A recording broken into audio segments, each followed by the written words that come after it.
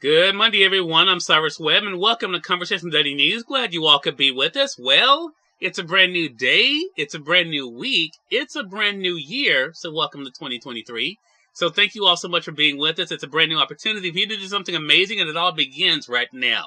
Of course, you have your news headlines coming up on this first full week of the new year. We have a message from my book, Words I Choose to Live By, beginning with week 1 of the book. And in today's Entertainment Spotlight, you're part of my conversation with Terry, Jay, and Connor from the group The City. You guys don't want to miss that. Enjoy today's broadcast. For Conversation Daily News, I'm Cyrus Webb with their Monday headlines. In international news, Ukraine faces grim start to 2023 after fresh Russian attacks. Ukrainians face a grim start to the new year on Sunday as it brought more Russian missile and drone attacks following a blistering New Year's Eve assault that killed at least 3 civilians across the country, authorities reported.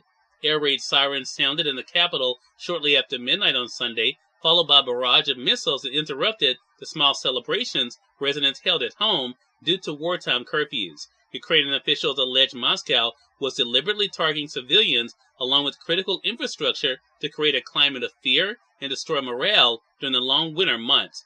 In a video address Sunday night, President Zelensky praised his citizens' sense of unity, of authenticity, of life itself.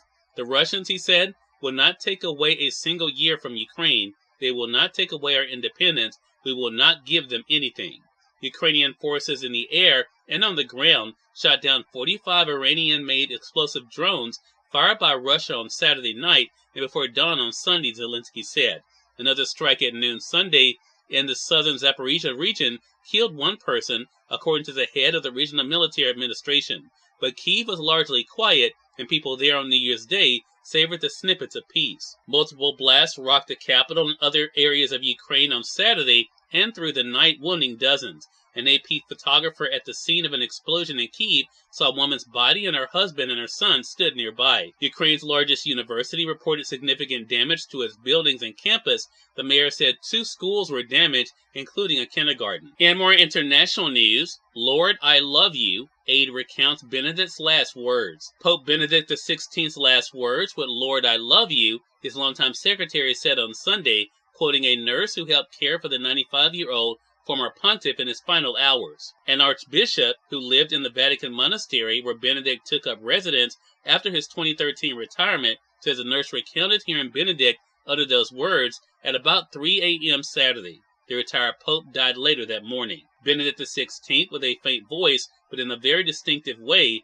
said in Italian, Lord, I love you. The archbishop told the Vatican's official media, adding that it happened when the aides tending to Benedict were changing shifts. I wasn't there in that moment, but the nurse a little later recounted it, the archbishop said.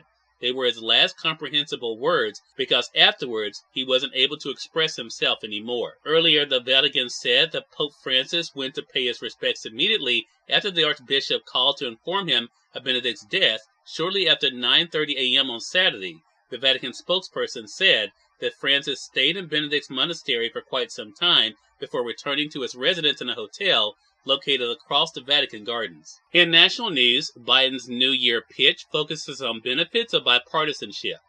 President Joe Biden and top administration officials will open a new year of divided government by fanning out across the country to talk about how the economy is benefiting from his work with Democrats and Republicans.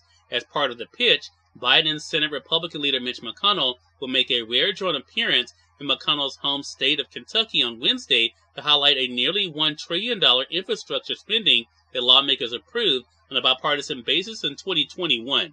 The president will also be joined by a bipartisan group of elected officials when he visits the Kentucky side of the Cincinnati area, including with Senator Brown, Governor Andy Bashar, and Governor Mike DeWine, the White House said on Sunday. In more national news, Barbara Walters, news pioneer and The View creator, dies. Barbara Walters, the intrepid interviewer, anchor, and program host, who blazed the way as the first woman to become a TV news superstar during a career remarkable for its duration and variety, has died. She was 93 years old. ABC broke into its broadcast to announce Walters' death on air Friday night. She lived her life with no regrets. She was a trailblazer, not only for female journalists, but for all women. Her publicist Cindy Berger also said in a statement, adding Walters died peacefully at her New York City home. An ABC spokesperson did not have immediate comment Friday night, beyond sharing a statement from Bob Iger, the CEO of ABC parent company, the Walt Disney Company. Barbara was a true legend, a pioneer not just for women in journalism, but for journalism itself, Iger said. And finally, in entertainment news, full speed ahead, Avatar's sequel again dominates the box office. Avatar: The Way of Water is a box office king for a third straight week and shows no sign of slowing down. James Cameron's long-awaited sequel to the first Avatar film brought in an estimated $63 million over the holiday weekend, roughly the same as the previous week, and now has more than $400 million domestically and more than $1.3 billion globally.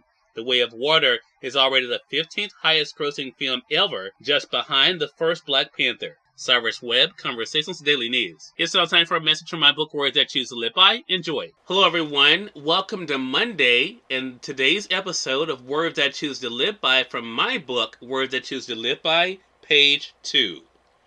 Today's Monday message is this: you are so much more than what people think and say about you. Stop giving their words power over your actions. Pray hard, dream big, never let go of what you can be.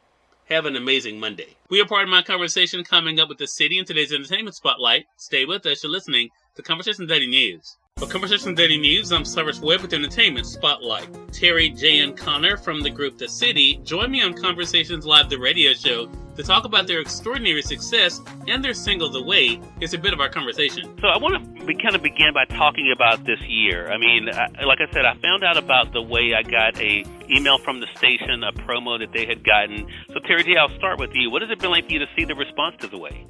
Yo, it's been really incredible, man.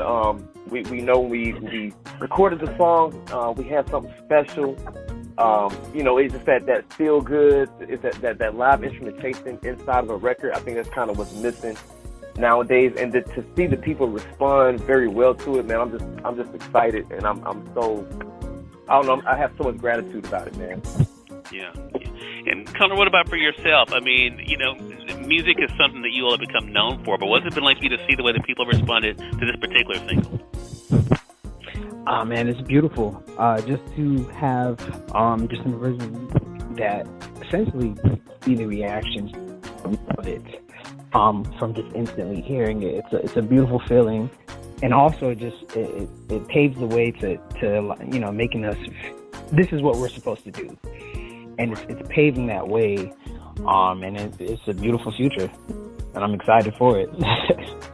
Yeah, Connor, you mentioned something interesting. I want to ask you and then throw it to Terry J for this, because I think, for some people when it comes to music, it is just the gift they've been given.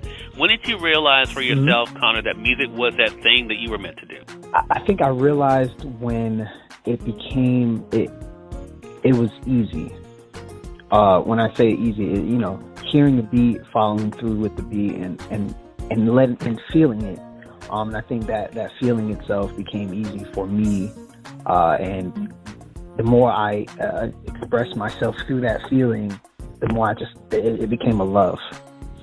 So it was very, really young age. I want to say about 10, 11 years old. And from there, I just kept going. And now it's something I can't live without. Cyrus Webb, Conversations Daily News.